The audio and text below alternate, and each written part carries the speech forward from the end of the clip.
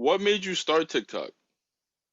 My sister. I kept seeing her do all these goofy ass dances and shit. And so I downloaded it. This is back when the shit was funny though. Like now it'd be funny, ha ha funny. But back then the shit used to be like funny as fuck. This is before there was, a million people on it. So you actually had like people that were making like real content, not just thirst traps and people dancing and shit.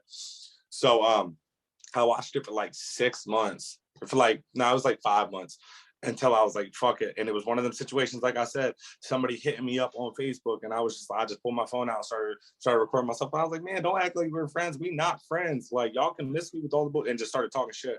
And then like a couple days later, I had surprised my mom when I came home from prison, and my sisters videotaped it. So I had that video and I posted that up, and that video went viral, and that's kind of how it started.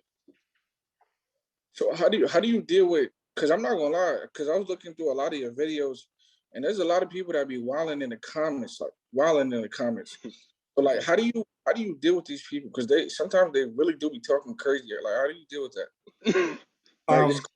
It really depends. It really depends on how I'm feeling. So like a lot of times I'll just ignore it because like I get a lot of it. But sometimes, I'll use it to make another video. Not even like a video responding to them.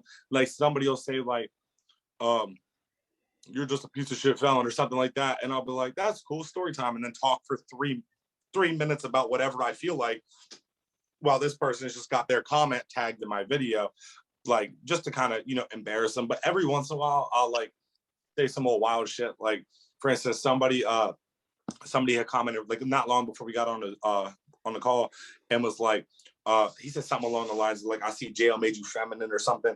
So I commented back and I was like, yo, the funny thing is like, I'll use your mom's throat as a toy and then smack you in the morning if you don't have my breakfast made.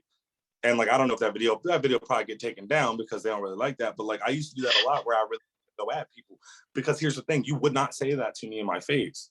Yeah. I know you wouldn't. Like you're some 13-year-old jerking off in your mom's basement. Like you're not fucking saying that shit to any grown man anywhere. Like not even just me, but like think about it realistically. Like if you're gonna talk shit, why would you do it to the person that's like known to commit crimes? That's stupid. Like they don't even make sense. Like I said, I'm not tough or nothing, but like why would you even like put yourself in that situation? Not everybody's cool like the way I am. You know what I mean? There'd be other motherfuckers in the same position. Like, oh yeah, I'm gonna find you. No, like, for real. Seriously. Did you ever expect your TikTok to get this big? Hell no, absolutely not. It's been crazy. I never expected any of this shit. I didn't know when I started making videos. I knew nothing about social media. I didn't know anything. I went from 0 to 10,000 followers before I even realized. Like I opened up the app because my sister sent me a screenshot of my video. Like I didn't even know my shit was blowing up, and then I was like, "Oh shit!" And then people started asking me about jail shit, so I started answering it. So, at what point did you realize that like you were here to stay on TikTok? So I was gonna quit TikTok. I got hacked at the beginning of last year. Like I didn't get my account. My account wasn't like taken down or nothing, but someone got into my account, deleted all my videos, took everybody that I followed away. But I still had my followers. That was the only thing I still had on my account. So I was going to quit then. And then I was like, nah, fuck it. Then I just started posting again. And then like, I was kind of like going lazy at it in the summer. Like the beginning of the summer, I hit 200K. And then I started growing real fast. I kept having viral video after viral video. And I went from 200K in June to 1 million in September, beginning of September. And I was like, oh, well, now I guess it don't really matter. Like I'm making money from it. I'm having fun. Like I'm gonna just keep doing it. And now I gained another 1.1 million since then. So it's been crazy. Like the bigger I get, like the less likely it is I would quit until I'm ready, you know? So, with certain things in life, because I asked this question, if you could go back and change things, would you? Because I know some people will be like, nah, I wouldn't change anything because it made me into who I am. Or some would say, of course, I would definitely go back and try to, if you could go back in time, like, would you change anything? I understand the first perspective. No, I wouldn't, because all that shit that I did, that I've been through, like that shit did all build me into who I am today. And regardless of anything, like I'm proud of myself for being where I am, overcoming all that stuff. So at the end of the day, like I wouldn't take it back because I'm here, I'm happy. If that makes sense. No, it does. What has been the biggest opportunity thus far that TikTok has brought you? So I just started working on I'm the board member on a nonprofit now. I'm actually, funny enough, the treasurer, so I'm in charge of all the money for this nonprofit. So I'm a convicted felon for robbery, and now I'm in charge of the money for an organization. It's just funny how that goes. But they work to get people out of jail. So, that's definitely a good cause, and, definitely something that I'm happy to be a part of. And it's just been crazy, like all the opportunities to be able to get like all sorts of different stuff that, I've had a chance to do already, stuff that is coming up in the future, like I'm eventually going to get into like comedy and acting and stuff. I've already had a couple opportunities, but, certain things happen. You can't take everything. One thing wanted me to travel. I couldn't really do that. So. You on probation? Yeah, I'm on parole. Okay, that's just they're normally pretty chill though. Like they'll let me do shit if I ask, but most of the time, like it's just like too long term. Like you can only go on travels for certain amounts of time and shit like that. So it's navigate around that. How long? I got 3 years. Oh, what's today's date? The 5th of November. Tomorrow I'll have 3 years exactly left. Oh. Got you. If you weren't doing TikTok, what would you be doing? I'd probably just be still working in the warehouse. Honestly, still working in the warehouse, still happy because I'm free, but a lot less free time. What's next up for you? What do you got planned next? So right now, basically, it really depends. I have stuff going on right now that I can't really like let everybody know about this time. You know what I mean?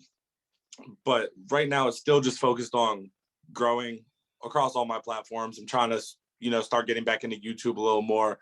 Because YouTube's a lot easier to maintain. You make a lot more money from it. Like TikTok pays you 3-4 cents per 1,000 views, but my CPM on YouTube is $6. So that same 1,000 views on YouTube pays me so many times more. It's kind of pointless to stay on TikTok forever. It's just so much easier to grow on TikTok than anything else. Yeah, facts. So trying to slowly but surely move everybody from, TikTok to Instagram and YouTube and stuff like that, and just keep working with the nonprofits. Eventually I'll be back in school. I want to get a degree in social work so I can do public speaking and go into like juvenile facilities and stuff like that. But I don't even know if that degree is going to be necessary now with, the track record that I'm putting out on social media, being able to talk to people. I might be able to get into it without having a degree.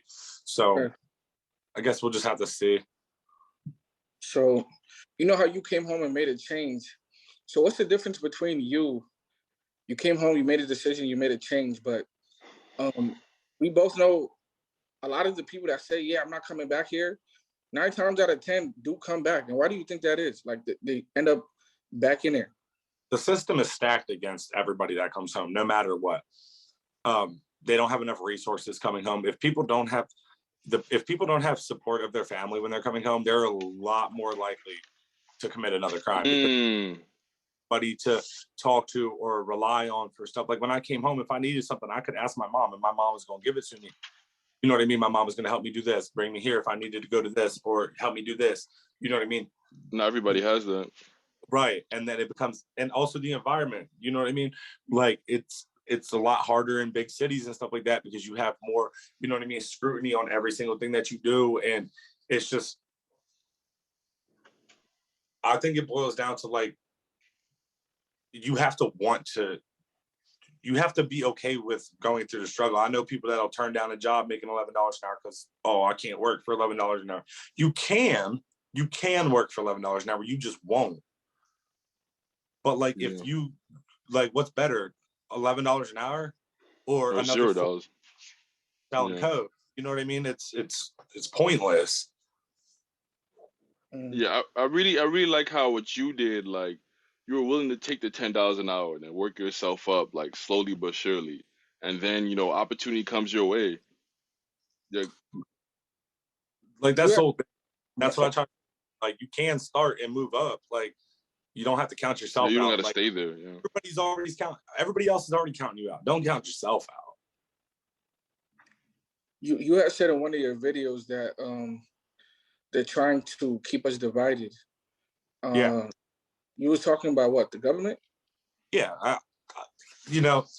I think that like all that politics and shit like that, they just do that shit to make us fight each other. All of us. They don't want, because here's the thing. If think about it, how old are you guys, if you don't mind me asking? 25. Okay, so y'all remember like after, like not specifically when it happened, but do y'all remember after 9/11, like it seemed like everybody was on the same side? Because we were at a war, like everybody was like kind of rocking with each other, like, okay, we got a common enemy. Mm-hmm. You know what I mean? Yeah. They don't want that, man. They don't want that. Because at the end of the day, we doing all their dirty work for them. This side tells us, oh, the vaccine is good. This side's like, oh, if you get the vaccine, you ain't shit. Yo, if y'all wouldn't have made such a big deal about it, people that don't have it probably would have gotten it because you didn't push it so much. You know what I mean? Mm-hmm. They push the media. It's the media, really. They push whatever narrative they want to push, and that's what divides everybody for real. Like, no matter how you look at it, like you're in this side of the government or this side of the government, this is still the government. You just on, you know what I mean? You still working for the folks. Mm-hmm. Like, I don't know. Like, it's just one of the things where it's like, can't do nothing but watch this shit unfold, and it looks like it's unfolding each and every day. I feel you. What do you do? Go ahead. What do you do when you're not making TikToks? Basically just chill with my family, for real. Chill with my family and fucking play video games. Get drunk, shit like that, you know, just the normal shit for regular real. life. Yeah, I feel you. Go play ball, shit like that. Like, it's cold out now, so I ain't been really balling like that. But like, just pretty much anything that anybody else would do. Pretty much exactly the same shit. You know what I mean? Except I have more free time because instead of working for 8 hours, I make, 8 1-minute videos for a day. So it gives me a lot more free time. Damn, that's lit right there, man. Like, bro, I've been thinking about lately fucking going and getting like a part-time job or something just for something to do and to have a little extra money. Like I make good money, but like there's nothing wrong with more money, and I'd be bored sometimes. Like, I'll go wait tables for 4 hours because I'm funny. I know I make tips. Like, check the grind, OD. Yeah, and I think that'd be good for your brand too. Like, people see you like, you out in the world working. You feel me? I think that'd be a nice little story to tell. You gotta write a book too. I've been telling me that lately. I want to. I just need to find somebody that'll write it. Yeah. I'll tell it and they can write it. For real, I'll buy that book. Nah, ASAP. What would you say right now is your biggest goal in life? My biggest goal in life is just to be able to change somebody's mindset. Anybody, it doesn't matter who, change somebody's mindset enough that they do not commit a crime. Because every person that doesn't commit a crime makes one less victim in the world, and that's what the goal is. You don't want anybody to get hurt because people are making bad decisions. What do you say to the people? I'm gonna keep it a stack here. What do you say to the people that's like that throw race in there? Cause you're white. You know what I'm saying? Now, a lot of people will say, "Oh, nah, white people don't do time, or if they do, they get less time, or whatever. You get special privileges compared to minorities." Like, what do you say about that? Yeah, that's 100% fact. I just made a video about white privilege the other day. That's the thing. Here's the thing that people don't understand, right?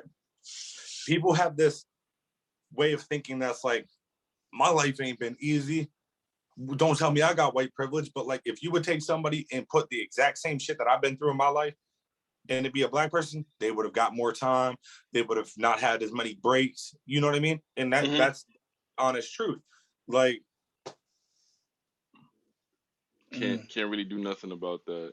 Like, that's the whole thing. Like, I think the biggest thing is like just acknowledging that it's there. Like, I call out racists all the time, and I'll tell you one thing: racists don't. The only people that racists hate more than a person of color is somebody that does not think the way they think, and that is white, and will call them on their shit. Like, that's just the way I look at it, though. It's like, bro, like, y'all try these people, these racists will try so hard to make oh, well, why do black people get this? Like, somebody's arguing in my comments earlier, talking about black people get special loans and grants to go to college, and they have all black colleges. But like, why were those things put in place, bro? Like, let's think about it. Why were those things needed. Facts. Not hard to figure out. Were you always like that, or is that something that you adapted like once you got in? No, I've always been like, well, that's the thing. Like, I didn't really like understand that shit when I was younger. You know what I mean? But like, I've always been one that was like, wasn't with the racist bullshit, because I live in an area where there's a lot of country people. There's a lot of people that don't like people of color. You know what I mean? And I was always raised in the city until I moved out here. I had plenty of friends of all different colors. So when I hear people saying weird shit, I'm like, yeah, like I don't fuck with y'all. Like I don't think like that. Like y'all weird. Like, but it like you learn as you get older why people think like that, and it's just like it's the dumbest shit. Like, Mm-hmm. What would you say to someone, because you mentioned how you try to change people's mindsets for the better, but you know there some cases are a lot more difficult than others. So what would you say to someone who, you know, has virtually no interest in changing their life for the better, to try to convince them to change their life for the better? there's nothing. If somebody's stuck in their ways, there's nothing you really can do. The only thing you can really do is just make sure they know, like, yeah, you might not think that this shit is serious, but like one day you'll realize it. One day you'll realize how serious this shit is. And then they'll go to jail. And then one day they'll wake up, they'll have a moment when they're like, fuck. Sometimes it takes going to jail for somebody to change. For real. Mm-hmm. Like that's the truth. Like I wouldn't, if I didn't go to jail, if I would have went to jail for a year, I wouldn't be the way I am now. I would have went back out on some bullshit because I was like, oh, that's all the time I got. I feel you on that. How many altercations have you been in, you know, while being locked up? And you know how people say, nah, I won everything, I won every fight, you know, they're capped basically. Like, what about So you? here's the thing, right? The people that will tell you, like for instance, right? I'll sit here and say, I didn't lose a fight while I was in jail. I didn't fight while I was in prison, but I didn't lose a fight in jail, but I was only in 4 fights. So that's you know what I mean? It wasn't, I didn't fight 1,000 times where it's like, okay, you never lost. No, and that's the thing too, is also it's in jail. I'm going to sucker punch you. I'm going to do all that. Like, we going to jump you. Like, that's how it is. You know what I mean? I didn't fight one time from when I went up. So I did 4 months in the county, then went upstate, right? I went upstate March 22nd, 2012. I came home February 28th, 2019. So almost exactly 7 years in actual prison and never gotten one single fight. In prison, never got one fight. Only ever fought in the county jail. Why do you think that is? Because when you go upstate, if you do fight, that's a misconduct, and misconduct don't let you go home. And the whole point is I'm trying to get out. So I'm going to sit here and not do shit because I'm trying to leave. There's much more consequences when you go upstate. Right. So the fights that you was in, like, you have you like pulled up on somebody, like on some, nah, he disrespected me or did something, so now I'm gonna come see you. So the first situation we jumped the dude because he was talking shit to my homie. My homie's real small, so we jumped him. The second one, you know, you got to remember, we're 18 at the time. You know what I mean? We're a bunch of kids, you know what I mean, in jail. So we're sitting there and like, you know, the motherfuckers in high school that just be piping people up to do dumb shit. Mm-hmm. So we start dudes up to go, you know, oh yeah, dude was talking shit. Now they fight, right?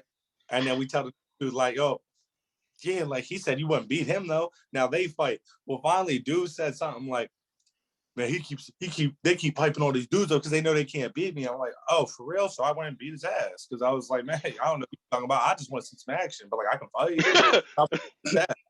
And then the next time I fought, I came down. It was right before. Wait, when was that? I had come down for court, and this dude had took my homie's breakfast tray, like not took it from him, but like got in line and got an extra tray before my homie could get his tray. So my homie was telling the CO, like, yo, I need a tray. And they're like, bro, they're all out there. Like, I don't know what to tell you. So I turned and told dude, I was like, yo, give my man his shit back. He was like, what? I was like, yo, give my man his shit back. So he gave him the tray and he want to run his mouth later. And like, I was like, okay, like we had to lock in for commissary and shit. So I came out and like, I was already upstate and shit. And I knew like anything I did in the county wasn't going to follow me back up. So dude I was like, yo, let me holler at you real quick. So I came out, I got on a dip bar in like the little like concrete block weight yard.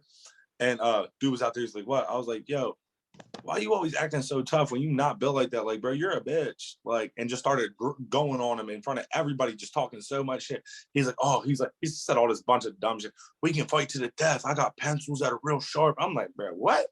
I'm like, all right. So like, say no more. So like, I waited like 3 hours and then went and trashed him in the fucking, like started trashing him in the stuff, and he ran in the shower and I broke the shower door off the wall because I threw it open too hard. The shower door banged off the wall.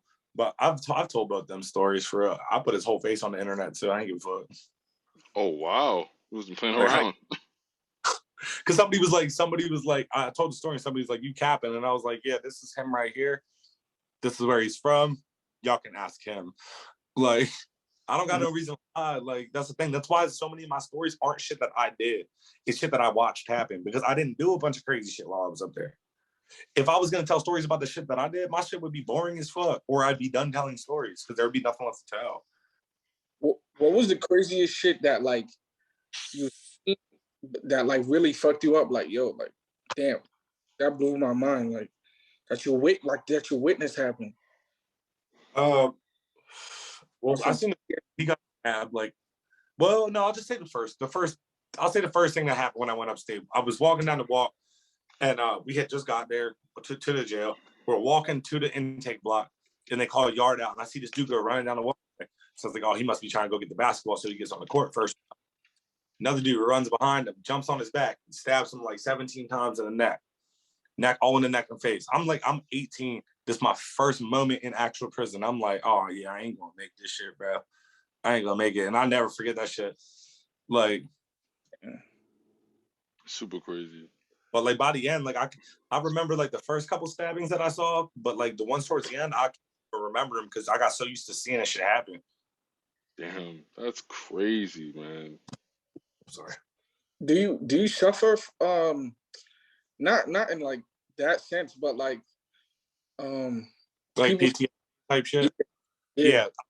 I get real jumpy when people are behind me or people are staring at me and shit. So like if you're in public and like you see someone glance over at you, you're not like thinking in your head like, oh, they want a problem. You're just like, they looked at me, like whatever. I'll see someone look and be like, oh, are they trying to go? Like okay, like what's the issue? Like we can go. And then I'm like, man, like that's not even like what am I doing? Like, bro, they literally looked over at me like, who gives a fuck? And now like you're much more noticeable, so they may actually be looking at you because like they recognize you from the internet.